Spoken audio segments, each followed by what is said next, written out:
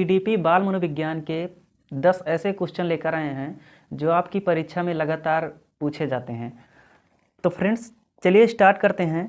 आप चैनल पर यदि नए हैं तो चैनल को सब्सक्राइब कर लीजिए, बेल बटन को ऑन कर लीजिए। स्टार्ट करते हैं फ्रेंड्स क्वेश्चन नंबर 1 से। क्वेश्चन नंबर 1 कहता है कि जब बच्चा फेल होता है तो इसका तात्पर्य है कि ए में बच्चे ने उत्तर को सही तरीके से याद नहीं किया है, बी बच्चे को प्राइवेट ट्यूशन लेनी चाहिए थी, सी व्यवस्था फेल हुई है, या डी बच्चे पढ़ाई के योग्य नहीं हैं। आंसर आप लोग देने का प्रयास कीजिएगा फ्रेंड्स।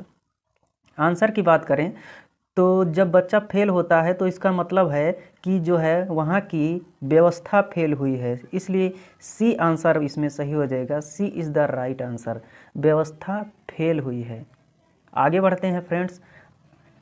क्वेश्चन नंबर 2 कहता है शिक्षण से अधिगम पर बल देने वाला परिवर्तन हो सकता है। ए बाल केंद्रित शिक्षा पद्धति अपनाकर, बी रटने को प्रोत्साहित करके, सी अग्र शिक्षण की तकनीकी अपनाकर, या डी परीक्षा परिणामों पर केंद्रित होकर। आंसर आप लोग देने का प्रयास कीजिएगा फ्रेंड्स।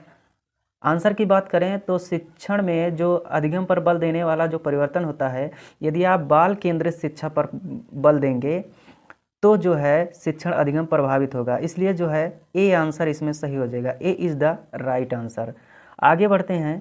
क्वेश्चन नंबर 3 कहता है बीजों का अंकुरण संकल्पना के शिक्षण की सबसे प्रभावशाली पद्धति है।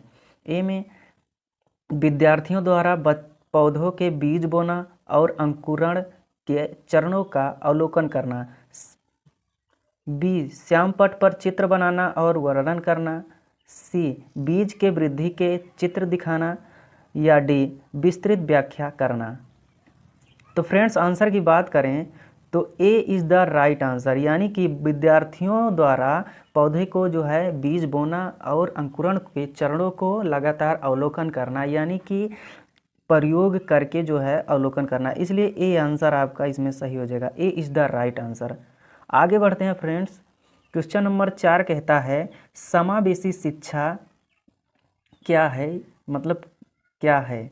ए में लिखा है कक्षा में विविधता का उत्सव मनाती है, बी दाखिले संबंधी कठोर प्रक्रियाओं को बढ़ा देती है, सी तथ्यों की शिक्षा मतारोपण से संबंधित होती है, या डी हाशिए पर स्थित सभी वर्गों से शिक्षकों को सम्मिलित करने से संबंधित होती है।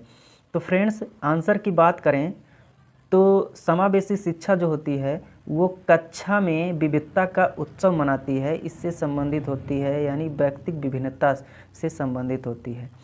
आंसर ए आपका सही हो जाएगा। A is the right answer. अगले क्वेश्चन की ओर बढ़ते हैं। क्वेश्चन नंबर अगला कहता है किस प्रकार के प्रश्नों को वस्तुनिष्ठ प्रश्नों की श्रेणी में रखा जाता है।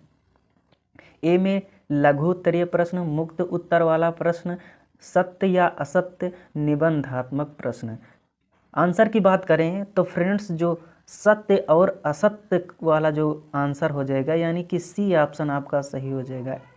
जो वन लाइनर वाला क्वेश्चन होता है उसे जो है वस्तुनिष्ठ प्रश्नों की श्रेणी में शामिल किया जाता है।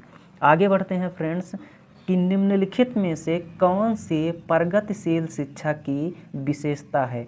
ए में केवल प्रस्तावित पाठ्य पुस्तकों पर आधारित अनुदेश, बी परीक्षाओं से अच्छे अंक प्राप्त करने पर बल, बार बार ली जाने वाली परीक्षाएं, या डी समय सारणी की और बैठने की व्यवस्था में लचीलापन। तो फ्रेंड्स आप लोग आंसर देने का प्रयास कीजिएगा। आंसर की बात करें तो डी आंसर समय सारणी और बैठने की व्यवस्था में लचीलापन प्रगतिशील शिक्षा को बढ़ावा देता है, इसलिए जो है डी आंसर आपका सही हो जाएगा। D is the right answer. आगे बढ़ते हैं फ्रेंड्स। अगले क्वेश्चन पे बढ़ते हैं कि एक शिक्षक प्रश्न पत्र बनाने के बाद यह जांच करता है कि क्या प्रश्न परीक्षण के विशिष्ट उद्देश्यों की परीक्षा ले रहे हैं, वह मुख्य रूप से प्रश्न पत्र किसके बारे में चिंतित है। आंसर आप लोग देने का प्रयास कीजिएगा फ्रेंड्स कि ए में संपूर्ण विषय वस्तु को शामिल करने, ए में प्रश्नों के प्रकार, सी में विश्वसनीयता, या डी में वैधता।